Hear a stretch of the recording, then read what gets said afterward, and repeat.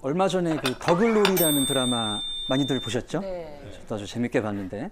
자, 근데 몇몇 외국인들이 더글로리를 보다가 초반부터 굉장히 의혹에 빠졌다는데요. 과연 어떤 부분 때문에 그랬을까요? 송혜교의 미모? 아이 그렇죠. 이렇게까지 예쁠 수가 있나? 그렇죠. 당황했다고요? 그거 아닐까? 복수를 위해서 택한 직업이 굳이 선생님이어서 그럴 수 아이들 예, 그런가? 맞습니다. 뭐라고요? 예, 정답입니다. 소름. 이렇게 다시 일어납니다. 자, 복수를 시작하는데 이 사람이 갑자기 교원 자격증을 따겠대요. 또 교원 자격증을 따고 열심히 과외를 해가지고 돈을 벌어요. 복수를 하려고. 자, 이런 부분이 이제 외국 사람들은 이해가 안 됐다는 거죠. 특히 이제 미국 사람들 같은 경우는 왜 총을 사지 않지? 그러니까요. 총 쏴가지고 뭐 할 텐데. 아 그렇구나. 와, 근데 안 놀란 거 보니까 나 너무 한국 사람 됐어요. 나도 그냥 그런가 보다 했거든요.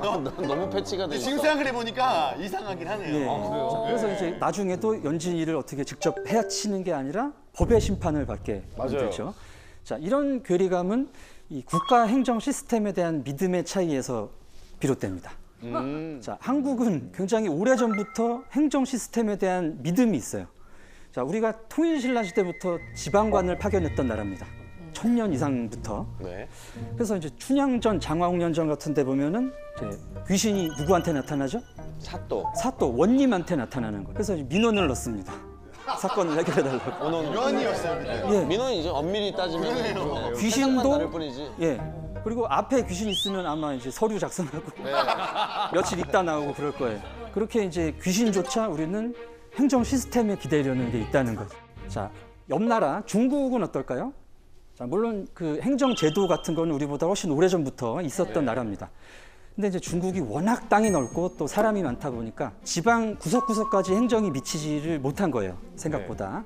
그래서 문제가 생기면 사람들끼리 이제 알아서 해결을 합니다. 자, 그걸 단적으로 보여주는 예가 이제 개투라는 문화인데요. 개투가 뭐예요? 처음 들어봤습니다. 개투는 이제 중국에 인접한 두 주민 집단이, 그러니까 근처 사는 사람들이죠. 네. 동네 사람들이 싸우는 건데 그냥 싸우는 게 아니라 무기를 들고 거의 전쟁 수준으로 싸우는 것을 이제 개투라고 합니다. 아니 근데 무기까지 들고 싸울 정도면.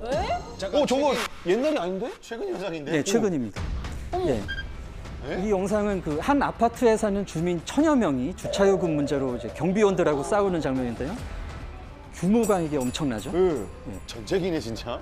그래서 이제 예전부터 이런 개투와 관계된 기록들이 이제 중국에 굉장히 많이 남아 있는데 청나라 때는 이제 토착민과 이주민 집단 사이에 이제 개투가 벌어져 가지고 무려 12년 동안 10만 명 이상이 사망했다는 기록이 있습니다. 10만 명 이상? 이제 2009년에 하이난성의 둥팡시 간청진이라는 이제 지역에 간청촌과 바오상촌이라는 마을이 있습니다. 요 두 마을 학생들이 싸움이 붙었는데요. 학생들끼리 싸움이 이제 난투극이 되고 이러다가 이제 피해 학생이 집에 가서 이제 부모님한테 얘기하니까 이게 그 마을 전체로 확산이 된 거예요. 그래서 이제 간청촌 주민들이 처음에는 이제 그 간청진 정부청사로 달려가서 이제 가해자들을 처리해달라 이렇게 요구를 했는데 이제 잘 처리가 안 된 거죠. 마음에 들게. 그래서 이제 주민들이 그 정부 청사와 파출소에 이제 난입해가지고 집기를 부수고 유리창을 깨고 막 불을 지르고 이렇게 난리가 났었습니다. 어떻게 남일을 그렇게 자기 일처럼 다 같이 이렇게 모여서 네, 근데 예전부터 어떤 관에 기대기보다는 우리 집단의 일은 우리 집단에서 알아서 해결한다 이제 이런 개념인 거죠. 무협지를 보다 보면 이제 무림의 그 원로들이 이런 얘기를 합니다. 무림의 일은 무림에 맡기시고 관은 나가 있어라 뭐 이런 얘기를 하죠. 아 맞아요. 중국은 이런 배경을 가지고 있기 때문에 아마 문동은을 이해를 못했을 거고요. 이렇게 이제 각자 다른 문화적 배경을 가지고 있기 때문에 뭐 드라마를 봐도 다른 느낌이 들 수밖에 없는 건데요.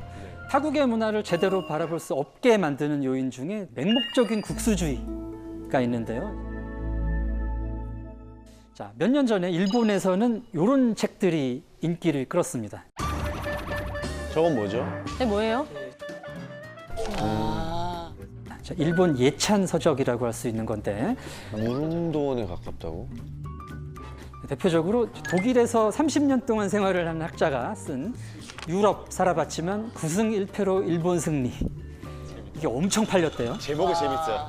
제목 잘 팔리게 생겼어요. 자, 일본이 이제 세계 최고의 지상 낙원이다. 이런 얘기를 담고 있고요. 자, 우리나라에서 이런 책 팔면 어떨까요? 결혼 대잔치 댓글 재밌을 겁니다. 너무 맹목적 국수주의적이다 이렇게 맞아요. 댓글이 달리죠. 자, 같은 국수주의라고 해도 이제 나라마다 그 유형이 조금 다른데요. 네. 국수주의는 이제 집단 자존감 추구라는 보편적 욕구라고 할 수 있지만 뭐 문화적 배경에 따라서 이 욕구가 풀려 나오는 형태가 다를 수 있다고 생각이 되는데 그 각 나라의 근대화 과정 요거하고 좀 관계가 있다는 생각입니다.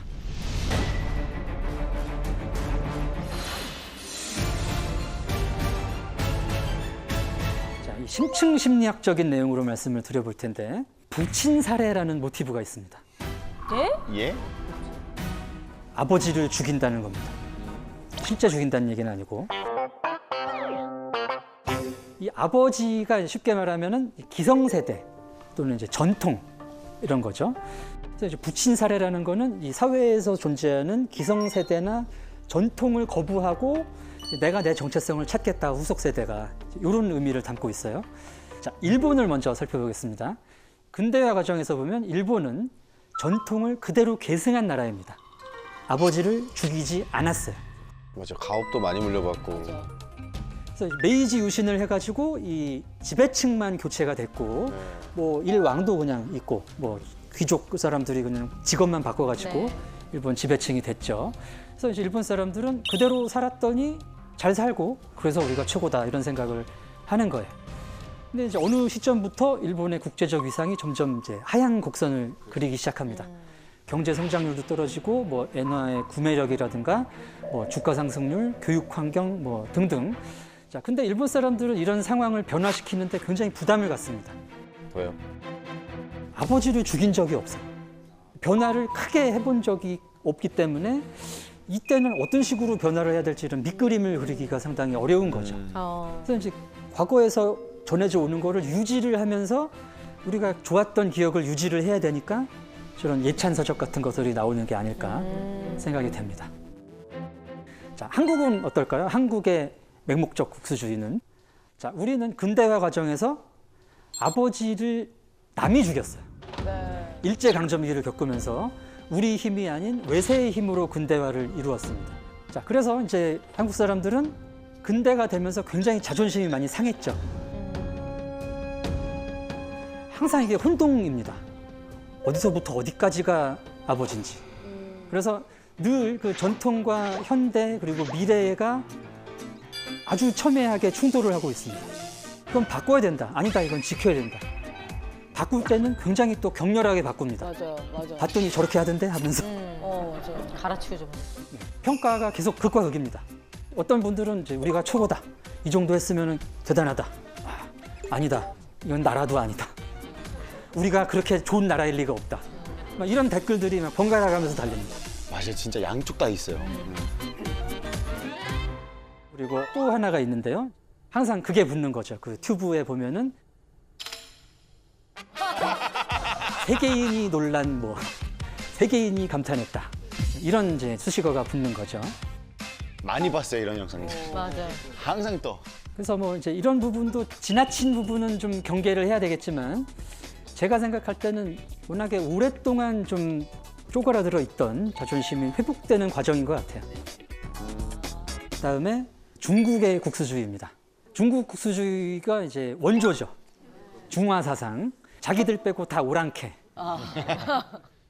중국의 근대화 과정을 보면 이 사람들이 이제 아버지를 싹 죽였습니다. 그냥 죽인 게 아니라 다시 못 나오실 만큼 파묻은 거죠. 문화대혁명이라고 10여 년 동안 중국의 모든 전통을 긁어다가 불태우고 철폐했던 이런 역사가 있습니다. 그래서 뭐 그런 전통이 끊어졌기 때문에 공자대제라든가 이런 유교 행사 같은 것도 우리나라가 더 보존을 잘하고 있잖아요. 그래서 뭐 배우러 오고 이런 약간 어색한 상황입니다.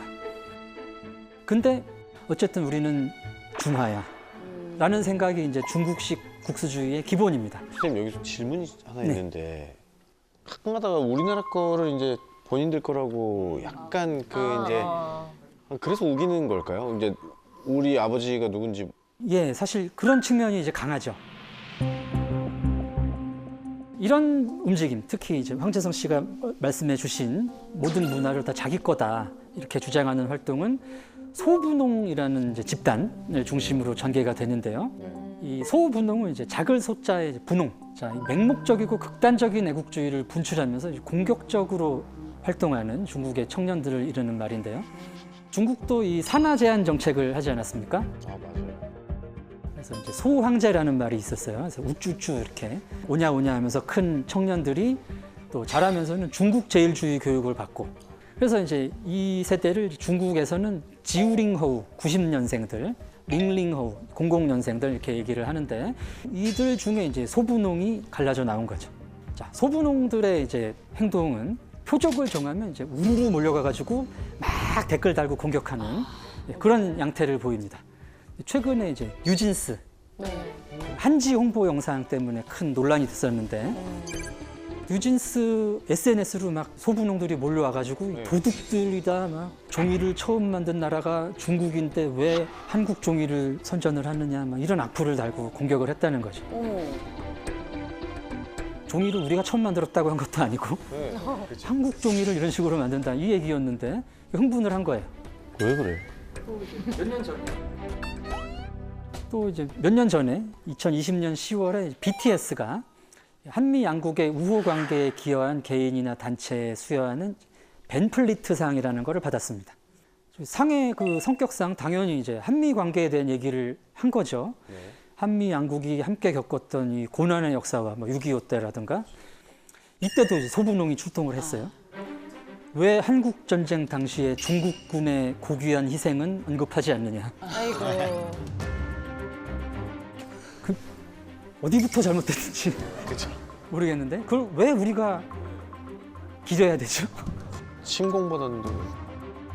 아, 그래서 이 사람들이 역사 교육을 좀 너무 중국 위주의 얘기만 보고 듣는구나라는 생각을 하게 됐습니다.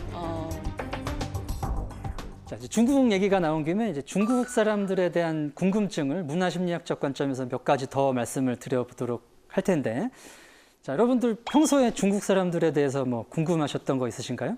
저는 이제 좀 친하게 지냈던 중국 친구 있었는데요. 자기 친구가 결혼한다고 그래서 프로포즈 할 때 뭐 좀 행사 좀 도와달라고 했었어요, 저한테. 그래서 한번 그 친구하고 만났어요. 뭐 이런 거 해야 되나 저런 거 해야 되나. 그래서 나는 아 미안한데 이런 거 좀 힘들 것 같고 저런 거 될 것 같다 했는데 갑자기 기분이 상해하더라고요. 왜? 그러니까 약간 거기는 뭔가 좀 도와주기로 했으면 끝까지 다 도와줘야 되고, 약간 너가 도와주기로 했잖아, 약간 이런 거 좀 있었던 것 같아. 그래서 그 친구는 실제로 한 몇 달 동안 연락 안 됐어요. 아, 상처받았구나. 저도 이런 비슷한 얘기를 들었어요. 예를 들어 중국에서 살 거면 친구 한 명만 잘 사귀어도 진짜 모든 걸 다 할 수 있다고 그랬어요. 다 해주는구나. 해주려고 다 자기 가족보다 더 해준다고 하더라고요. 맞습니다. 그 중국은 아까 그 관의 영향력이 구석구석 잘 못 미쳤다고 말씀을 드렸었잖아요. 네. 그래서 이제 어떤 문제가 생기거나 내가 해결할 일이 있으면 내가 알아서 해결을 해야 됩니다. 자, 그때 이제 도움을 받을 수 있는 관계가 관시라는 건데요. 이제 관계라고 그냥 번역을 하는데, 그냥 일반적인 대인 관계가 아니라 굉장히 밀접하고 친밀한 관계입니다. 그래서 말 그대로 모든 걸 다 해줄 수 있는. 그래서 아마 이제 줄리안 씨 친구 같은 경우에는 그걸 기대하고 얘기를 했는데, 나는 여기까지만 해줄게. 그러니까 이제 상처를 나름 받은 것 같아요. 서운했네. 관시라고 생각했는데. 이게 내가 잘못했네, 내가. 이거 관시를 생각해보니까. 자, 중국에서 다른 사람하고 관시를 맺는 방법은 이제 식사 자리인데요. 식사라는 게 우리도 중요하지만 이제 중국에서도 굉장히 중요합니다. 자, 일단 이제 내가 관계를 맺고 싶은 사람을 초대를 해요. 그다음에 사내 진미를 막 차려놓습니다. 이만큼 차리잖아요, 막. 네, 뭐 우리도 뭐 상다리가 부러진다는 표현이 있지만 네. 엄청난 스케일로 차려놔요. 이것도 이 중국식 체면하고 관계가 있습니다. 내가 너를 불러서 이런 것까지 준비했다. 아. 예를 들면 이제 너 드래곤의 심장 못 먹어봤지? 약간 뭐 이런 느낌. 사기 아닙니까? 못 먹어봤을 거 아니에요. 근데 이게 그거야. 그리고 또 다 드시면 안 된답니다. 예? 어? 그래서 저도 중국에서 활동을 하는데 모든 친구들이 음식을 너무 많이 시키고 오랫동안 즐기고 음식을 남기고 가는 거예요. 근데 약간 한국 사람들은 그렇지, 남기면 벌 받는다고. 남기면 벌 받는다가 있잖아요. 네. 그래서 되게 의아했는데 그게 문화라고 하더라고요. 맞습니다. 남기지 않고 이제 싹싹 긁어 먹으면은 이렇게까지 준비했는데 다 먹었어? 이러면서 이제 자기에 대한 모욕이라고 받아들인대요.